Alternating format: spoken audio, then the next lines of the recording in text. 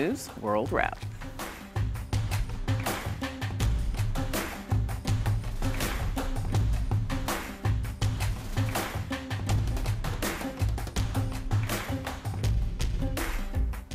The U.S. is building a coalition to defeat ISIS militants, and Turkey seems like a natural partner in this mission. It shares a border with Syria and Iraq. The jihadists pose a security threat, and Turkey now hosts more than 1 million Syrian refugees. Yet, the Turkish president has resisted calls to join the mission. He has cited the fate of 49 Turkish hostages held by ISIS. The militants have threatened to behead them in their attempt to prevent Turkey from joining the American-led coalition. Gonul Tol is director of the Center for Turkish Studies at the Middle East Institute, and she joins us from Washington, D.C. Gonul, thank you for being on with us. I do appreciate it. So we just made this one report, this one statement that one of the reasons Turkey perhaps is reluctant to join this U.S.-led coalition to fight ISIS is because of these hostages. However, take us through, that's not the only one, some of the other reasons that gives Turkey pause.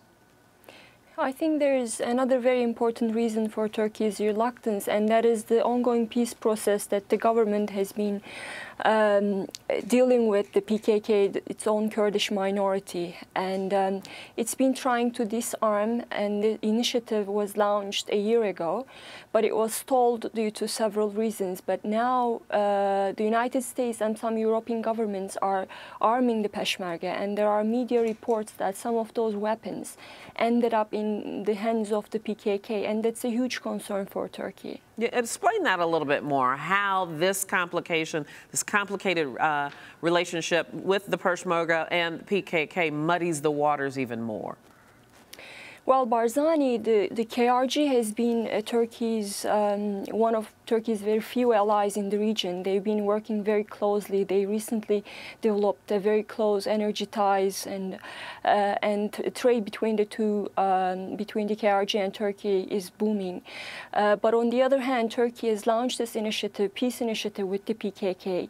In 2012, and according to the peace deal, the PKK is going to withdraw from Turkish territory, and the Turkish government is going to carry out reforms.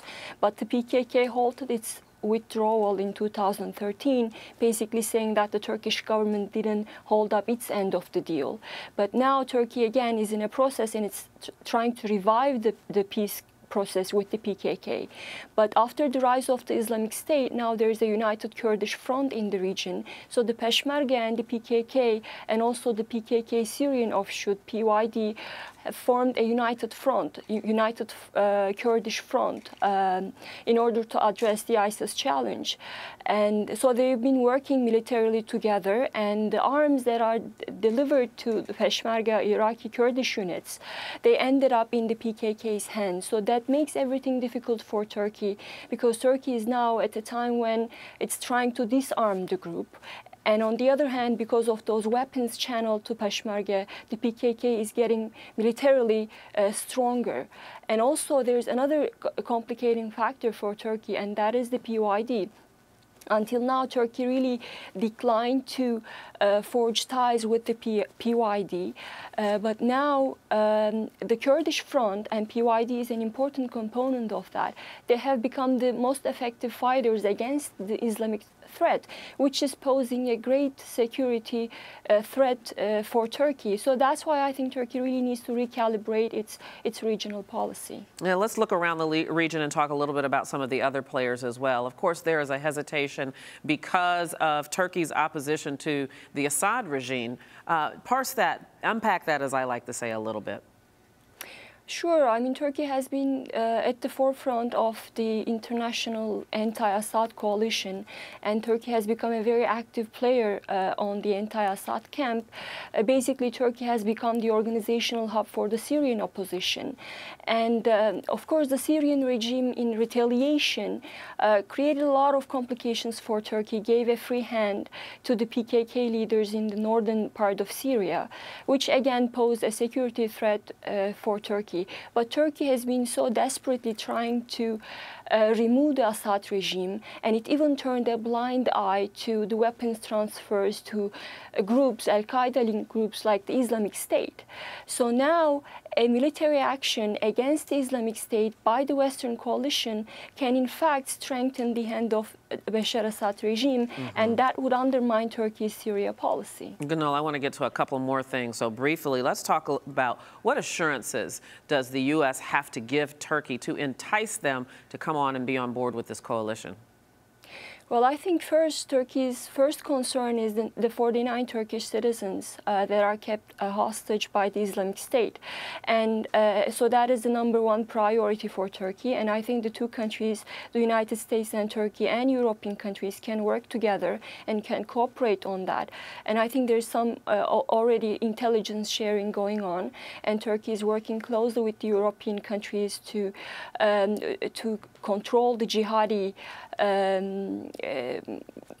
going into Syria from Turkish territory.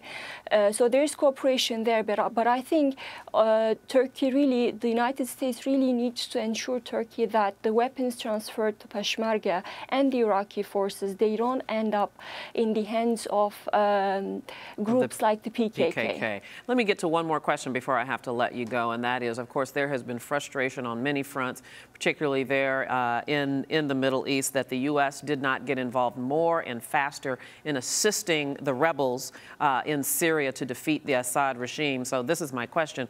What is the general public opinion of the U.S. in Turkey? Well, there's been even, I think it was last week, there's a German Marshall Fund, the Transatlantic Trends Survey, and according to the survey results, 57% of Turkish population is against Obama's foreign policy. So there is this anti-Americanism is on the rise, not just in Turkey, but in the region as well. So I think the Turkish public is very hesitant and reluctant for Turkey to join the U.S.-led coalition, because Turkey, the Islamic State is considered a terrorist organization within Turkish society. But on the other hand, I think there is that notion that the U.S. is too willing to intervene in regional affairs. And this is going to be a military action against a Sunni entity. So I think Turkish public opinion would be against that. Gonul Tol, thank you very much. Very valuable information. Do appreciate it. Thank you.